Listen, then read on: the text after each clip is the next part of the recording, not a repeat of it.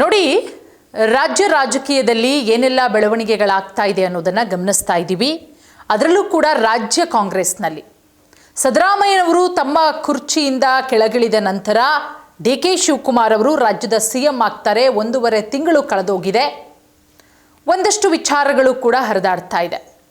D K Shivakumar ಅವರು CM ಆಗ್ತಾ ಇದ್ದಂತೆ ಈ ಬಿಡದಿ ಟೌನ್ಶಿಪ್ ವಿಚಾರ ಎಷ್ಟರ ಮಟ್ಟಿಗೆ ದೊಡ್ಡ ಸದ್ದು ಸುದ್ದಿ ಮಾಡುತ್ತೆ ಅನ್ನೋದು ಗೊತ್ತಿರುವ ವಿಚಾರವೇ. ಅದನ್ನು ಹೊರತುಪಡಿಸಿ ನಾವು ಬೇರೆ ವಿಚಾರದ ಬಗ್ಗೆ ಮಾತನಾಡುವುದಾದರೆ, ಸಚಿವ ಸತೀಶ್ ಜಾರಕಿಹೊಳಿ ಅವರು ಅದರ ಜೊತೆಗೆ ಸಿದ್ದರಾಮಯ್ಯನವರ ಆಪ್ತತೆ ಅದು 1-2 ವರ್ಷಗಳಿಂದ ಅಲ್ಲ, 30 ವರ್ಷಗಳ ಸಂಬಂಧ.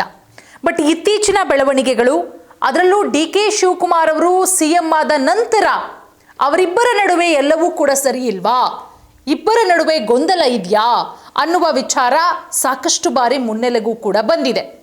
ಎಲ್ಲ ಒಂದು ಕಡೆ ಸಿದ್ದರಾಮಯ್ಯನವರನ್ನ ಬಿಟ್ಟು ಡಿ ಕೆ ಶಿವಕುಮಾರ್ ಅವರ ಕಡೆಗೆ ವಾಲ್ತಾ ಇದ್ದಾರಾ? ಮೀನ್ಸ್ ಸಿದ್ದರಾಮಯ್ಯನವರು ಸಿಎಂ ಆಗಿದ್ದಂತಹ ಸಮಯದಲ್ಲಿ ಸತೀಶ್ ಜಾರಕಿಹೊಳಿ ಅವರು ಎಷ್ಟರ ಮಟ್ಟಿಗೆ ನಿಷ್ಠಾವಂತರಾಗಿದ್ದರು ಸಿದ್ದರಾಮಯ್ಯನವರಿಗೆ ಅಂತ ಹೇಳಿದ್ರೆ ಅದು ಗೊತ್ತಿರೋದೆ. ಅಹಿಂದ ನಾಯಕರು ಸಿದ್ದರಾಮಯ್ಯನವರು, ಅವರನ್ನು ಬಿಟ್ಟರೆ ಸತೀಶ್ ಜಾರಕಿಹೊಳಿಯವರು ಅನ್ನುವ ವಿಚಾರಗಳು ಕೂಡ ಸಾಕಷ್ಟು ಹರಿದಾಡ್ತಾ ಇತ್ತು. ಬಟ್ ಎಲ್ಲೋ ಒಂದು ಕಡೆ ಡಿ ಕೆ ಶಿವಕುಮಾರ್ ಅವರು ಸಿಎಂ ಆಗ್ತಾ ಇದ್ದಂತೆ, ಅದರಲ್ಲೂ KPCC ಅಧ್ಯಕ್ಷ ಸ್ಥಾನದ ಮೇಲೆ ಕಣ್ಣಿಟ್ಟಿದ್ರು ಸತೀಶ್ ಜಾರಕಿಹೊಳಿಯವರು. ಆದರೆ ಅದು ಅವರು ಕೈ ತಪ್ಪುತ್ತೆ, ಅವರು ಸಚಿವರಾಗ್ತಾರೆ ಅಷ್ಟೇ, KPCC ಅಧ್ಯಕ್ಷ ಸ್ಥಾನ ಸಿಗಲ್ಲ. ಬಟ್ ಎಲ್ಲವೂ ಕೂಡ ಸರಿಯಿಲ್ಲ, ಬಹಳ ಗೊಂದಲ ಇದೆ. ಸಿದ್ದರಾಮಯ್ಯನವರ ಬಗ್ಗೆ ಮುಂಚೆ ಇದ್ದಷ್ಟು ಎಲ್ಲೋ ಒಂದು ಕಡೆ ಆಪ್ತತೆ ಇಲ್ಲ ಸತೀಶ್ ಜಾರಕಿಹೊಳಿ ಅವರಿಗೆ ಅನ್ನುವ ವಿಚಾರಗಳು ಕೂಡ ಹರಿದಾಡ್ತಾ ಇದೆ ಸಾಕಷ್ಟು. ಬಟ್ ಇದೆಲ್ಲದಕ್ಕೂ ಕೂಡ ಸತೀಶ್ ಜಾರಕಿಹೊಳಿ ಅವರು ಸ್ಪಷ್ಟನೆ ಕೊಡುವಂತಹ ಕೆಲಸ ಮೊನ್ನೆನೂ ಕೂಡ ಮಾಡಿದ್ರು. ಆ ರೀತಿ ಏನಿಲ್ಲ, ಸಿದ್ದರಾಮಯ್ಯನವರ ವರ್ಚಸ್ಸು ಯಾವುದೇ ಕಾರಣಕ್ಕೂ ಕೂಡ ರಾಜ್ಯದಲ್ಲಿ ಕಮ್ಮಿ ಆಗಿಲ್ಲ, ವರ್ಚಸ್ಸು ಮುಂಚೆ ಹೇಗಿತ್ತೋ ಅದೇ ರೀತಿ ಇದೆ. 2028ರ ವಿಧಾನಸಭೆ ಚುನಾವಣೆಯನ್ನೂ ಕೂಡ ನಾವು ಸಿದ್ದರಾಮಯ್ಯನವರ ನೇತೃತ್ವದಲ್ಲೇ ಅವರನ್ನು ಮುಂಚೂಣಿಯಲ್ಲಿಟ್ಕೊಂಡೇ ಚುನಾವಣೆಯನ್ನು ಎದುರಿಸೋದು.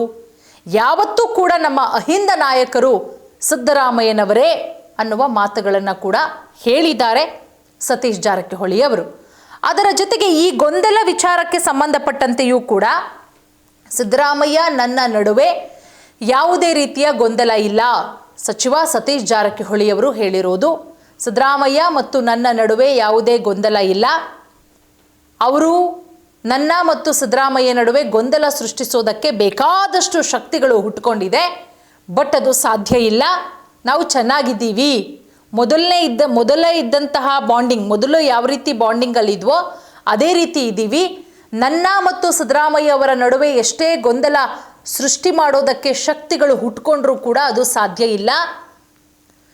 ಗೊಂದಲ ಸೃಷ್ಟಿ ಮಾಡ್ಕೊಂಡು ಇದರ ಮುಖಾಂತರ ಲಾಭ ಪಡೆಯೋದಕ್ಕೆ ಒಂದಷ್ಟು ಶಕ್ತಿಗಳು ಪ್ರಯತ್ನ ಪಡ್ತಾ ಇದೆ. ಇದೆಲ್ಲ ಬಹಳ ದಿನ ನಡೆಯಲ್ಲ. ನಮ್ಮ ಶಕ್ತಿಯನ್ನು ಕುಂದಿಸೋದಕ್ಕೆ, ನಮ್ಮನ್ನು ಬೇರ್ಪಡಿಸೋದಕ್ಕೆ ಯಾರಿಂದಲೂ ಕೂಡ ಸಾಧ್ಯ ಇಲ್ಲ. ಎಷ್ಟೇ ಶಕ್ತಿಗಳು ಕೂಡ ಹುಟ್ಕೊಂಡ್ರು ನಮ್ಮದು 1-2 ವರ್ಷದ ಸಂಬಂಧ ಅಲ್ಲ, ನಮ್ಮದು 30 ವರ್ಷಗಳ ಸಂಬಂಧ. ನಮ್ಮ ನಡುವೆ ಯಾವುದೇ ರೀತಿಯ ಗೊಂದಲ ಇಲ್ಲ ಅಂತ ಹೇಳಿಬಿಟ್ಟು ಅವರು ಸಿದ್ದರಾಮಯ್ಯ ಅವರ ಬಗ್ಗೆ ಹೇಳಿದ್ದಾರೆ. ನಾನು ಯಾವತ್ತೂ ಕೂಡ ಸಿದ್ದರಾಮಯ್ಯ ಅವರ ಹೆಸರನ್ನು ಬಳಸಿ ಎಲ್ಲೂ ಕೂಡ ಮಾತಾಡಿಲ್ಲ. ಎಲ್ಲವೂ ಕೂಡ ಸೇರಿಸ್ಕೊಂಡು ಹೇಳ್ತಾ ಇರೋದು. ಸುರ್ಜೇವಾಲಾ, KC ವೇಣುಗೋಪಾಲ್ ಅವರ ಜೊತೆಗೆ ಚರ್ಚೆಯಾಗಿದೆ. ವಿಶೇಷವಾಗಿ ಈ ಸಂಪುಟ ವಿಸ್ತರಣೆಯ ಕುರಿತು ಆದಂತಹ ಚರ್ಚೆಯ ಬಗ್ಗೆಯೂ ಕೂಡ ಸತೀಶ್ ಜಾರಕಿಹೊಳಿ ಅವರು ಹೇಳಿದ್ದಾರೆ. ನಾನು ನನ್ನ ಅಭಿಪ್ರಾಯವನ್ನು ಹೇಳಿದ್ದಾನೆ. ಸುರ್ಜೇವಾಲಾ ಅವರ ಜೊತೆಗೆ, KC ವೇಣುಗೋಪಾಲ್ ಅವರ ಜೊತೆಗೆ ನನ್ನ ಅಭಿಪ್ರಾಯವನ್ನು ಹೇಳಿದ್ದೀನಿ ಈ ಸಂಪುಟ ವಿಸ್ತರಣೆ ವಿಚಾರಕ್ಕೆ ಸಂಬಂಧಪಟ್ಟಂತೆ. ಉಳಿದಂತೆ ಹೈಕಮಾಂಡು ಏನು ತೀರ್ಮಾನ ಮಾಡುತ್ತೋ ನೋಡಬೇಕಾಗತ್ತೆ. ಸೊ ಸಂಪುಟ ವಿಸ್ತರಣೆ ವಿಚಾರಕ್ಕೆ ಸಂಬಂಧಪಟ್ಟಂತೆಯೇ ಆಗ್ತಾ ಇದೆ. ನೋಡೋಣ, 1-2-3 ದಿನದಲ್ಲಿ ಸಂಪುಟ ವಿಸ್ತರಣೆ ಒಂದು ಕ್ಲೈಮ್ಯಾಕ್ಸ್ ಹಂತಕ್ಕೆ ಬರುತ್ತೆ. ನಾನು ಹೇಳ್ತಾ ಇರೋದು, ಬೆಳಗಾವಿ ಒಂದು ದೊಡ್ಡ ಜಿಲ್ಲೆ.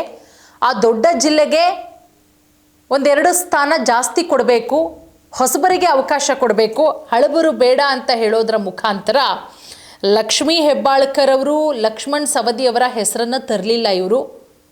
ಸೊ ಬೇರೆಯವರ ಹೆಸರನ್ನು ಕೂಡ ಸೂಚಿಸಿದ್ದಾರೆ.